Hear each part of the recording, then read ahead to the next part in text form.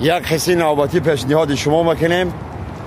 حادثه در همه اتوبوس روی دادگی پور یا نارکمان زدگی افگار همو سیدن شدگی آست پیش هم میرم دست قفک اتوبوس навор сохта шудагии бо дастгирии сайти Yagxp дар инҷа коэффициентҳои зиёд ва бонусҳои гуногун меёбем ки силкаш дар комментария. ҳамчунин агар бо промокоди ёвонӣ шумо регистратсия кунед барои пардохти аввалинтон 6500 рубл бонус медиҳанд. салому алайкум. тани сиҳат хонаи обод ба тамоми ҳаводорои шермаҳмад марҳамат. қиссаи навбатӣ ба хотири шумо. як қиссаи навбатӣ пешниҳоди шумо мекунем.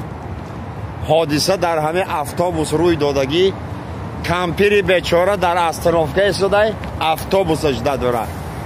اتوبوسش میبویه اتوبوس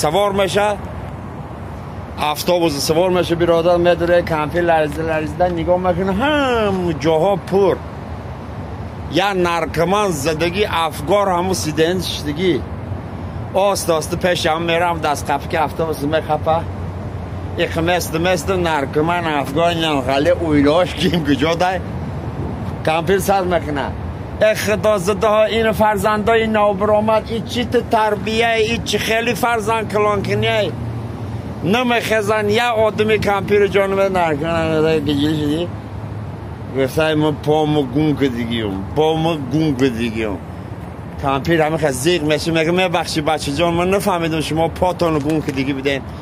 کمپیر هم نگاه میکنه هر دو پاچه‌هاش هسته نرکمونه گفته با فرو میکنی آدمای کلان سالا هر دو پاچه‌ها دسته که نگفته بابولیا وقتی که من اتوبوس درآمدم من 3 پاچه داشتم.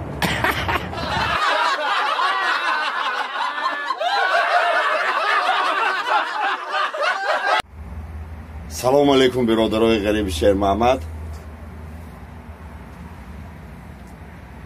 سگم میگن دوستی خدای من نگاه کشه سگی را کلبسه دادم مایلم شد نگهبانی تمام منزلم شد ببین فرقیت تیماخ و آدم با آدم خوبی کردیم دشمن ما شد. تیماخه شاگردات کو سیدت سیدایدی درجی تیماخه من تو را به تیلان دیم من در عوض دولتی خاران دیم در چومن یکی و آن هم کافیره پس در همه در یک مسلمان بود.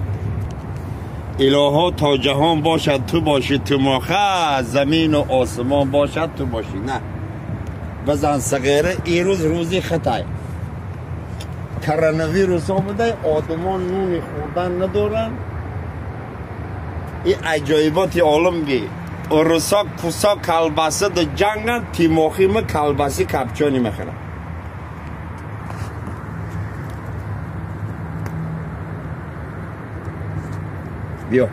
بیا اکی خیلی کنیم کو کینایی بزن تیماخه بزن کوشای نزد آگه آستا بخور بعد همه خورده سه مگه در حیات سرش نودیده قرتکت نگیره که کرونا ویروس ایختک